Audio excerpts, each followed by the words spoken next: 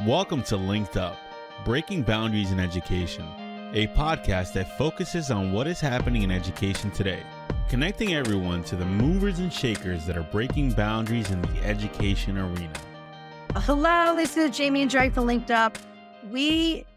Jerri, we used to both teach, and I remember when I was in my 20s and having to, I like to innovate and do different things in the classroom, but then authentically do things in the classroom, do authentic types of ways that we can teach and give students meaningful experiences. But then some of the typical grading practices just didn't match the way I was teaching. It just didn't make sense. And that was a struggle for me. So I tried to do authentic assessment as well and tried to have students draw their thoughts and do different things like that kind of match their learning styles. But then you have the state testing, and then you feel like that we get into this teaching to the test thing. So it just seems like this constant struggle. Did you tend to have that challenge as well? It is a struggle. And I noticed when my children were in middle school, I think this is when it hit me the most, or in high school, they would say, Mom, if we bring some Kleenex and this and that, we get extra credit. I'm like, really? And so I'm thinking we're giving extra credit for classes that are going to be looked at for college admission on the fact that somebody brought Kleenex to school. All of these things, it just goes back so far. That's far fetched, but that does happen.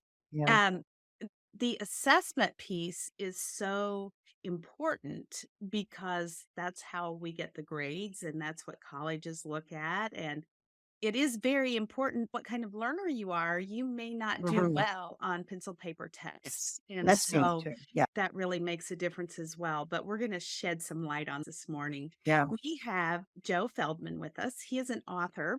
He has written Grading for Equity, and he just released his second book about grading for equity. And so, Joe, we want to welcome you to LinkedUp, Welcome. Breaking Boundaries in Education. And this book title sounds like it really fits in with breaking some boundaries of some old Agreed. practices that have gone on for a long time. So, welcome, Joe. Thank you. I'm glad to be in the conversation. Oh, we're so happy to have you here. First of all, if you could start out with just by explaining to listeners, what does grading for equity mean? I'm a former teacher, like both of you, and I was a principal and a school district administrator. And grading was always something that really nagged at me. I didn't feel like I ever really had a handle on what it was and what it was supposed to do. And my colleagues were trying different things that we weren't all doing the same thing. And so I just started, when I left being in the school district, I started researching and found that the ways that we grade are really fossilized from what they were 100 years ago, and start doing more and more research and talking with more people and looking at fields of motivation and adolescent development and pedagogy, and found that there are actually ways that we can grade that match how we think about teaching and learning in the modern era. And it could be more equitable. So thinking and drawing on the research of folks in the equity space and around culturally sustaining pedagogy, how can we make our grading match what we want effective teaching them to be, and how can we address those who have been historically underserved, in part because we've continued to grade in these very fossilized ways. Yes, and we've really been shining a light on this issue. And I would suspect that's why you have a second book out about grading for equity. Why did you need to publish a second book?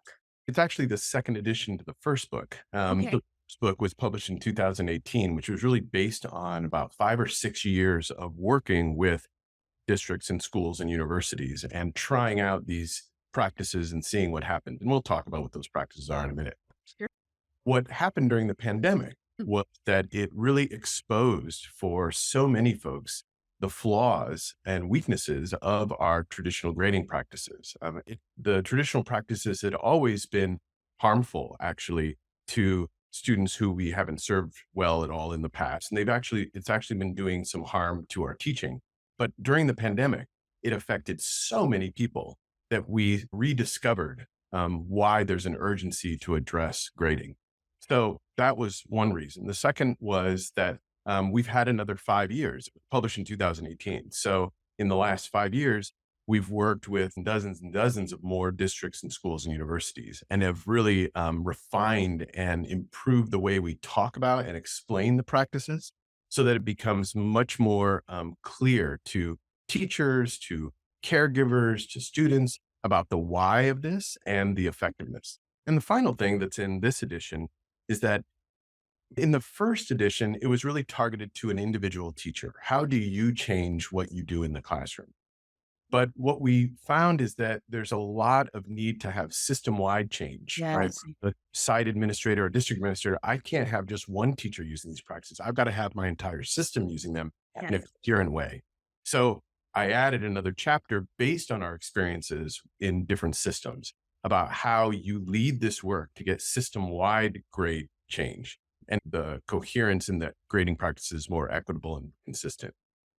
Joe, can we back up just a second? Because you made a statement that has my mind reeling. I'm wondering about it. You said that there are grading practices that are actually harmful. Yes. Tell us what you mean by. I'll actually go back to something I think Jamie said about the self-esteem that students Ah, have in the grade. As we talk to both students and adults in this work, grading is something that people internalize when they get it, right? And they remember, right? mhm. I got this grade from my English teacher in sixth grade and I hated to write after that. And that's why I became a math teacher, Yeah. right? Or Yes. some teacher gave me this grade and I never liked that class, or I never felt like school was for me after that fourth grade teacher or that eighth grade teacher. And that's partly because in the grade, we're doing a number of things traditionally that push this idea to students that this is where you are and you'll never get out of this space. I'll give you an example. So traditionally what we do, so let's say over the course of a unit, students have a couple homework assignments and a quiz, and then maybe a few more homework assignments and then a test, right? And I know I've oversimplified the design. But traditionally, what we do is we assign all these things and we give students points for all of them, right? You did this homework correctly, or maybe you just turned it in and you got points, and then you did the quiz, and then you did more homework. All those things get together or are accumulated, the points, and then added into the final assessment of the unit. And so we're essentially averaging a student's performance over time. We're taking all those things together and then dividing the number you totally got and the number that were possible. And what that does is it starts to do a few things. The first is that it makes grades less accurate. So if I didn't know something in the first homework, which actually I'm supposed to not know it because that's why I have the homework.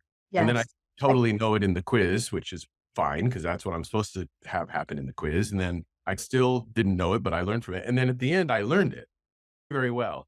Because all that information is collapsed and I've averaged my performance over time, even though I know how to do the thing at the end, all those prior mistakes are pulling down my grade, right? So Yes. I may have an A in the final or on the sort of end of the learning, but because I've made all those mistakes and they're added in, it pulls down the grade. So students know this, right? If I don't do well at the beginning, Right. I really am consigned to a much lower grade, Yeah. even if I learn it by the end. You're in a hole that you can't dig out of. You That's can't right. ever dig out of it. I never Right. gave, if a kid, even a kid didn't even attempt it, didn't turn anything in, the grade was a 65 because that was like a D. I would never give a 0. That doesn't make any sense. It doesn't make any sense. It just pulls them out. They never get out of that. That's And right. like you said, I always thought of homework as practice. It's a responsibility grade. Okay. So just check off what they're doing. It's a formative check to make sure that they are actually engaging if I gave homework. And then any quiz, and I try to tell teachers this when I work with them on formative assessment, that's still their practice. That's your time to say, okay, let's let's try something different. So even quizzes shouldn't really be slapped in a grade book. That stinks. You did horribly. Okay, next unit, let's go. It makes no sense at all. It's frustrating. Yes. It never, ever gets them out of that hole, ever. And some students don't even make it to the end, right? They know the math. Yeah. So they know that if I don't do well, I'm Why just going to bother? stop coming to class because why waste my time? Yeah. Yes. Yeah. Right. No, I remember in college, and I've been in college several years ago, But I took a Spanish class and the teacher, and I didn't know Spanish. So I was really worried about it. But the teacher said, if you fail everything, but at the end, you get an A on the final, you get an A in my class because I know you now. And when you talked about internalizing it and the psychology behind it, I thought, there's hope. I'll get it by the end of the semester.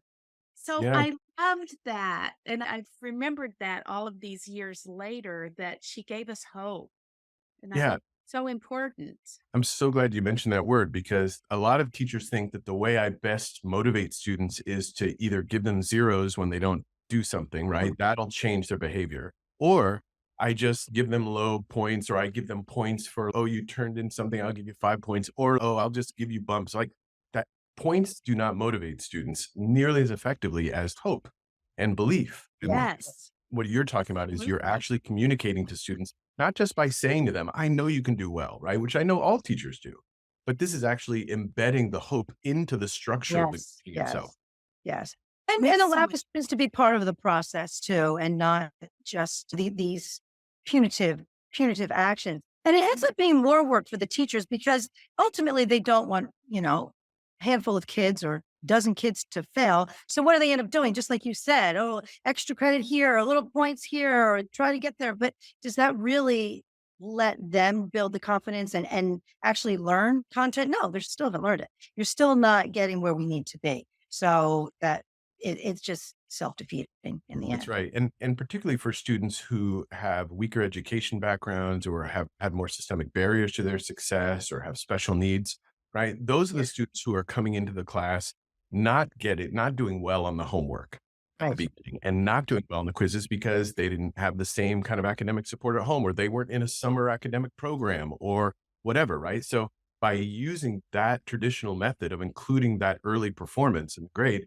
you're disproportionately making it harder for Yeah. students with weaker education background and really just doing almost inflation for the students who have the tutor that helps them do homework or even Yeah. if they Right. learned it, right?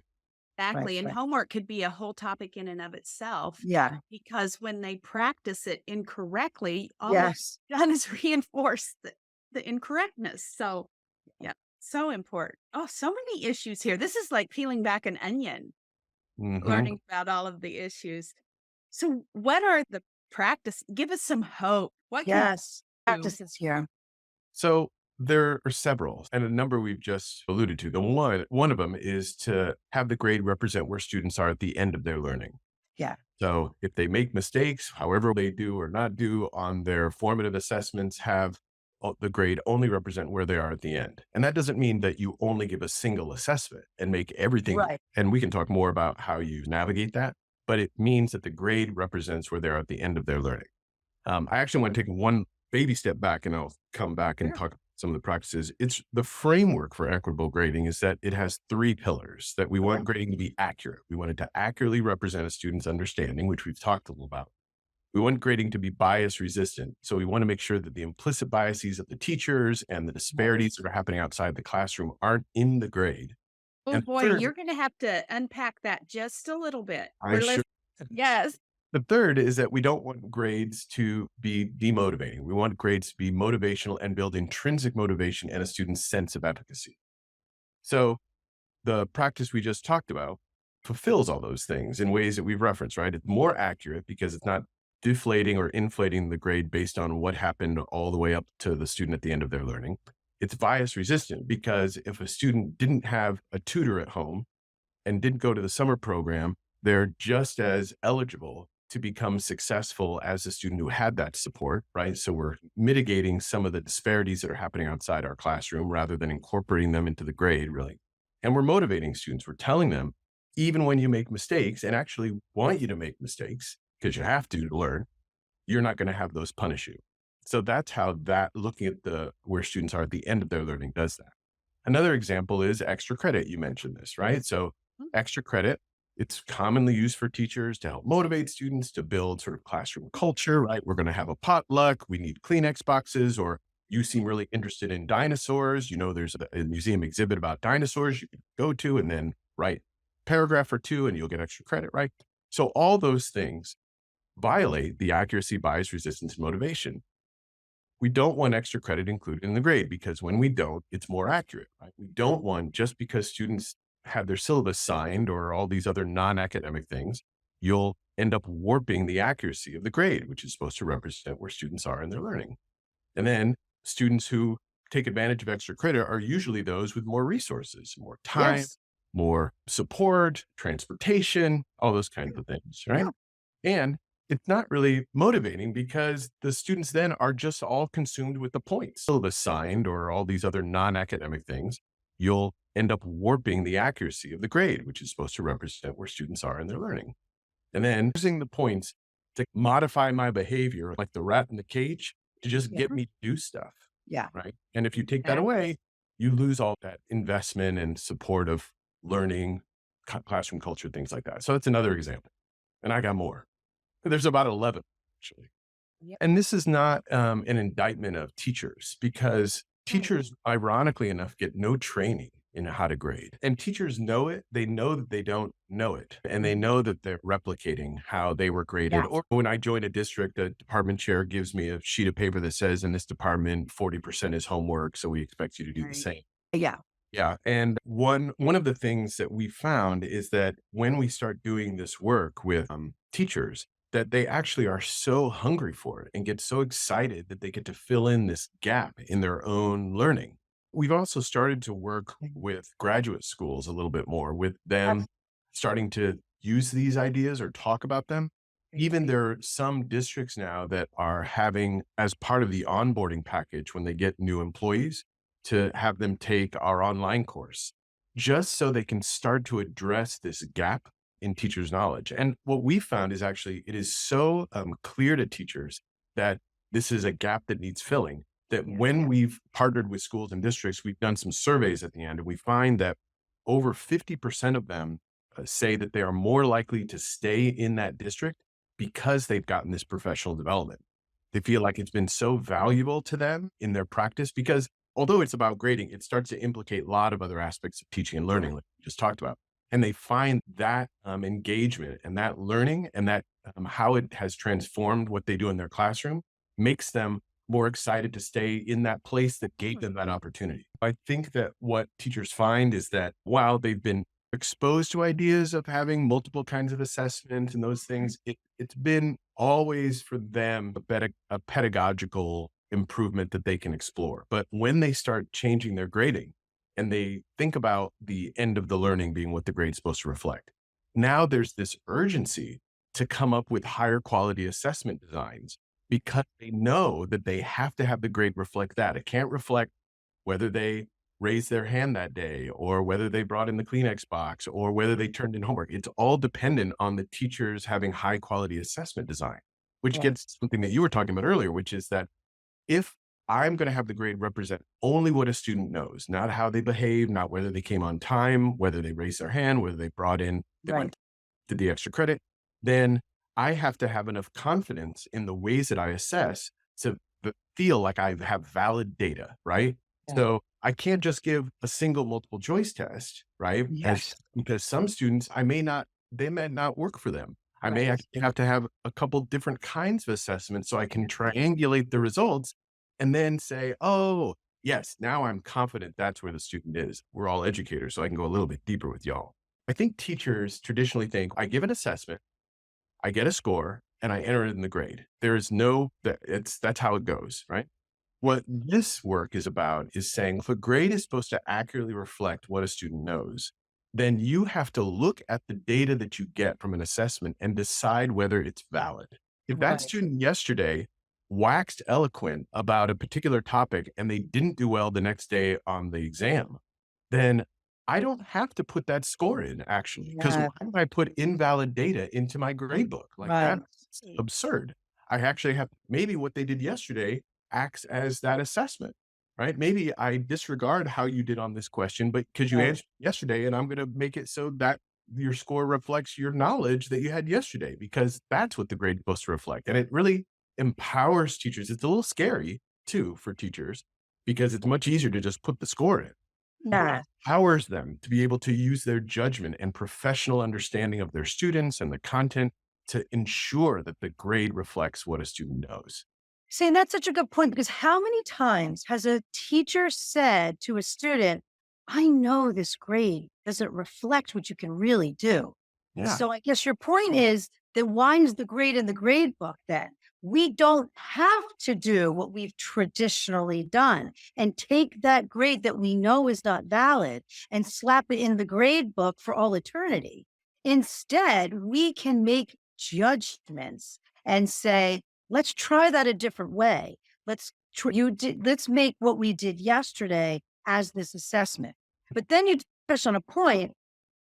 It's easier though to do one single assessment, give it to everybody, put it in the grade book, and then still be able to go back and modify instruction and maybe give something else.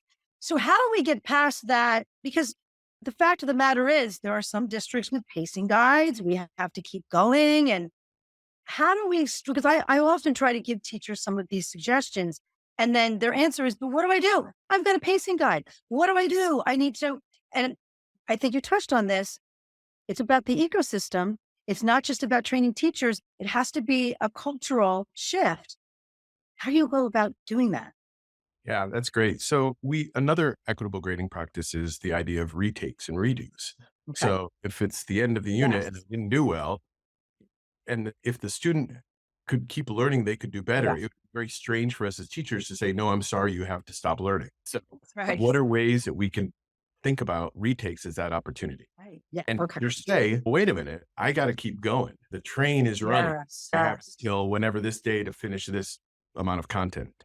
So one thing that teachers do is they start to think about how assessments act as ways of retakes, subsequent assessments. So, and again, this is an oversimplification, but I do unit 1.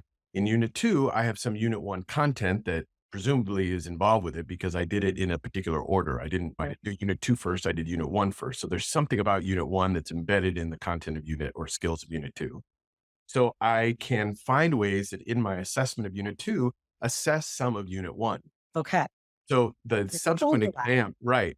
And it acts as a retake Okay. or when there's some cumulative project midway through a semester or Yeah. at the end of the semester, right? And again, this is an oversimplification. Some content moves pretty quickly and some content doesn't really fit well with the next one. It's more about skill development, but just opening up teachers to this idea of having it. The second thing is that teachers think about what could I do about retakes? Could retakes be embedded into the culture of my class so that after you take an exam, we have one more day of review and then there's retakes for some and there's other learning opportunities for others. Or schools do this. They will say, hey, every third Wednesday is a retake block for the final hour and a half of the day. And we assign you or you get to sign up for what class you're going to do the retake in. So it starts to build into the culture of the place and I like that. normalization. With win periods, like some schools have the win Right. periods. So That's that right. can be done in there. Okay. That's Okay. right. So it is an ecosystem within a classroom and it's an ecosystem within Yeah. a larger system that can support these ideas. That's tangible. I think people can get behind that. That's not a foreign concept, retakes, redos, right? We don't always do it. We don't always offer it, but it's not foreign to anyone. And it's something easy that can be, especially if it's district wide or school wide.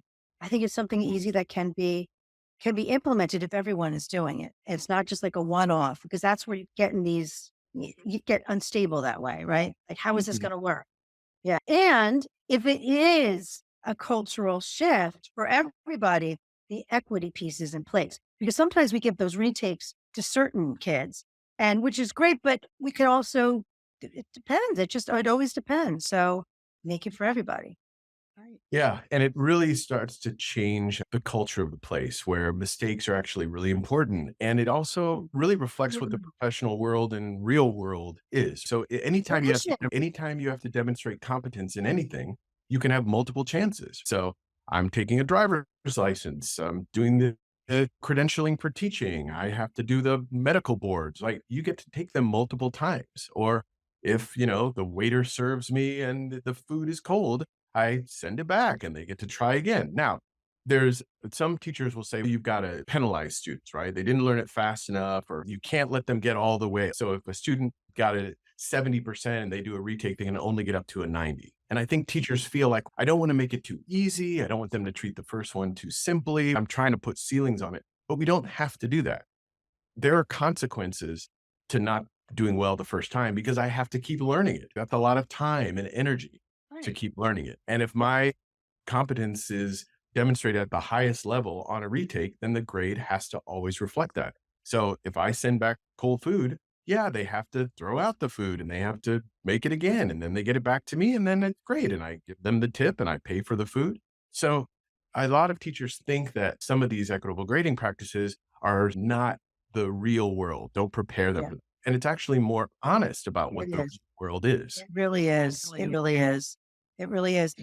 I do a lot of training on the flipped classroom model as well, which I think allows for some of what you're talking about. One strategy is and I give, because sometimes the flipped model is hard. So I always give different ways of doing it, but it addresses what Jerri was talking about. If we want students to practice on things, they're doing it right there with the teacher and with other students. But it's about mastery learning. So instead of taking that one shot at a test and slapping it in the grade book, they're not happy with it. They get to keep doing it until they get it. And then they, at their own time, move on to the next unit. So not everyone can teach that way. I get that. But I think what you are proposing here gives a modification of that. So that way it makes it a little bit more tangible. I like that. Yeah. And one of the things I did very early is I started working with schools and the teachers really were digging the practices and they talked about how things were going better in their classrooms, but I didn't know for sure. And so I hired external evaluators to assess what was happening in classrooms, both through qualitative and quantitative data, and found and continue to find that when teachers use more equitable grading practices, a number of things happen. The first is that students talk about how they're less stressed because for them, every classroom is a performance space. I have to come in. We get participation points every day. So I got to raise my hand. I have to be perfect every day and do exactly what the teacher says every day. It's exhausting and creates all this pressure on them. The second thing that happens is that teachers talk about the classroom feels it's more aligned with why they went into teaching in the first place. Now I'm not just this bean counter or policing students by their points, right? Oh, you came in late, you lose 5 points. You handed in this thing late, you lose a grade every day, and I got to keep track of how many days. They don't have to do that anymore. Quantitatively, we found that there's a reduction in grade inflation. So students aren't getting all the points for all the non-academic things, and there's not as much grade deflation. Students aren't getting as punished for not doing all the things and not turning in complete homework and things like that. And we saw a decrease in D's and F's from this work. And I ask the teachers all the time after I do this, I say, look at your data, right? There was a decrease in D's and F's. What do you think would be a misunderstanding of what happened or a misassumption around this? And the teachers say, people will think we lowered our standards because fewer kids. Yes. And I said, and what should I say to these people? And they said, tell them that the classroom actually became more rigorous. Like we were now entirely focused on learning. Yeah. Traditionally, if I didn't know the content very well, but I was just a sweetheart in the class and I did all the extra credit, and I did everything the teacher said, my grade would be high. And now students have to demonstrate their understanding. There is no way that you can evade that. Yeah. And it doesn't punish students who don't all fit into those and don't jump through all the hoops. And the final thing is that we saw that the grade from a teacher, the grade the teacher assigned is more strongly correlated with how the student does on the standardized exam. So I'm not a huge fan of standardized exams, but it's encouraging to see that the teacher's grade corresponds more closely to what that student's score was than to get farther away. So it gave greater confidence the grades are actually getting more accurate. A lot of tuning into SEL here, social emotional learning as well, because teachers can look at the student and say, the student really isn't on track today. I can tell from their affect. They're just not here. This is not the day to assess if they understand this or not. And also the giving them hope. And it just really builds on a lot of that social emotional learning as well. Yeah, and it's really the social emotional learning of the teacher, just their awareness that our students are human beings and they can't be Right. perfect every day. And they have very complex lives, often more complex than ours and more difficult than ours. And it's really Exactly. helpful to bring that humanity into the classroom through this, in part through this work. These tips. I know, I do too. And I do really believe that, teachers should feel empowered to be able to do this, but they also, as you mentioned, need to have the support school wide. So you were, of course, a former teacher, but also a former administrator. Is that part of when you are consulting with districts? Do you make sure that administrators are really front and center and promoting this along with you so that way the teachers feel that empowerment and there is that ecosystem support? Yeah, when I first was doing the work, I didn't realize how critical it was for the site administrator and the district Yeah. administrator to really be on board and to have really active ways of supporting teachers. So we definitely incorporate that now. There's the primary way that we work with schools and districts is support them through multiple years of working with groups of teachers to help them understand the practices, really the why of the practices, and then how to implement them, and then coach them throughout as they go through multiple cycles of action research and trying out the practices. And then we also provide parallel support for the administrator to not only understand what the teachers are doing, but to figure out what are some communication strategies? How do I help caregivers and families understand what this is? How do I help explain if a parent is getting upset or has question? How can I support the teacher with some of that questioning or curiosity from that parent? How do I think about what are some other structures that I have, whether it be the gradebook software or the structure of the school day or the pacing and how I'm asking teachers to move through curriculum that can support this work? All of this is designed to help build a body of evidence in that school districts or schools context that these practices are effective, because it can be very jarring and concerning to teachers and students and families that you're going to change something that just has always been a particular way, and they feel a huge risk in this and it's not going to help or it's going to hurt my student. And the more data that teachers can collect as they're using the practices, the the more confidence that leaders can have and the teachers about the benefits of them that can help increase the momentum to build towards system-wide change. Yeah. Yeah. I know we did some work in grading practices in our district, and the group of parents that was most concerned were the ones who had students that can play school, the ones that brought all the extra things, the ones that had the resources. They were worried how it would affect their child the most. And I found that really interesting. Yeah, we find that that is one of the groups that has a lot of concerns, and they're very vocal about it. And Yes, they are. they've been part of parent meetings and engagement with the school, right? They do raise those concerns. And when we talk to principals about that and district folks about that, we help those parents understand that you actually have been getting a blurry reflection of your students' understanding, right? They may actually not be as prepared for the next level as they should be. And you need to know that. They need to know that, because we are just as confident they'll continue to get A's. But Yeah. what they've done is they've gotten A's through a particular system that isn't actually as helpful to them as it could be. Yeah. Right. So we're not worried. You shouldn't be worried. Your student will be just as successful now that we're grading more equitably and accurately. Yes. Yes. Very important message because it is a powerful group of parents. Mhm. Yeah, and you're changing the rules of a game that they've done very well at. So of course Right. they Right. don't like that idea, and that's okay. They can be skeptical, and they should be. But I think through dialogue, school districts and teachers get very nervous before back to school night. When they have to explain this, they have all these big Oh, sure. anxieties around it. And every time I ask them afterwards, like, how did it go? And they're like, oh, it was so easy. Once I explained that students would have a chance to do retakes, or we wouldn't give 0 on a 100-point scale because of how disproportionately it punishes students. Parents are like, oh, right on. Yeah. I'm so glad you're doing that. I wish I would have had this when I was a student. Right. Yeah. Yeah. Oh, what a great thing. We all get passionate about something, gotta get upset about things in education. Gosh, I wish we can change it. But what a blessing that shifted your life's work to be able to really dig into this and make a difference for so many. It's so exciting. Yeah, it's really been fulfilling for me. I get excited and feel Yeah. joy every time a teacher tells me something that they're trying. And I think, gosh, I wish I would have been doing this when I was a teacher. Yeah. And Yeah. I'm sure this podcast is going to get a lot of teachers excited and wanting to know more. So, Joe, how could they find out more? How could administrators find out how to Mhm. bring this to their school? Because I can see that happening. Yeah. So I think the easiest is to go to gradingforequity.org, FOR, equity.org, and they can download the first chapter of the book for free and the Oh, prologue for free. nice. Just check it out. They can also contact our organization directly, and it's crescendoedgroup.org, CRSCENDOED group.org. Yeah.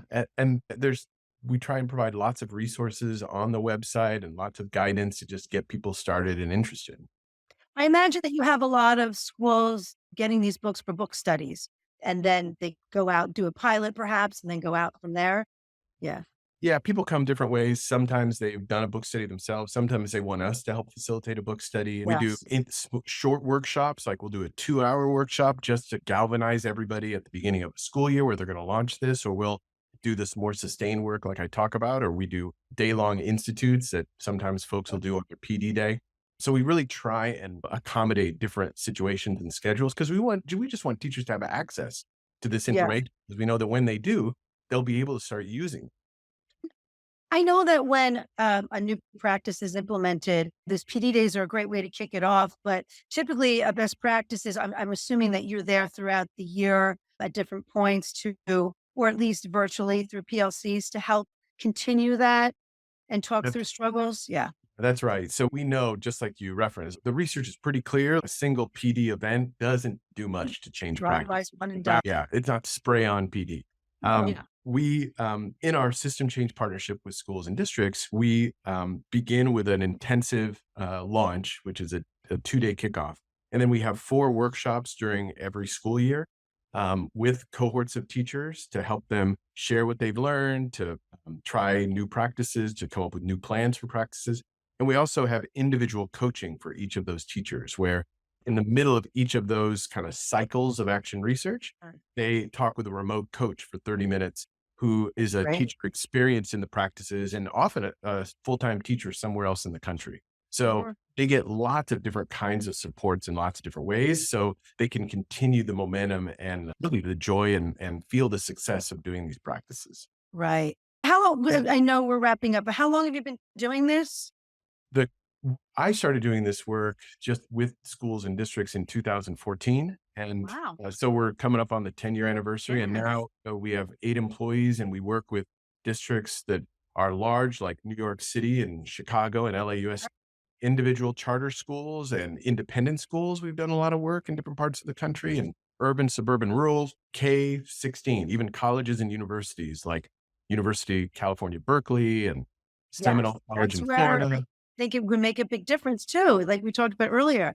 And then I would also love to hear any testimonials from students or maybe students because that's why I asked how long you've been doing that, because now the students who have benefited for some of this, they are adults. I'd love to hear how, and maybe some teachers because of this. Yeah, maybe we can have you back and have some other people join to hear about it too.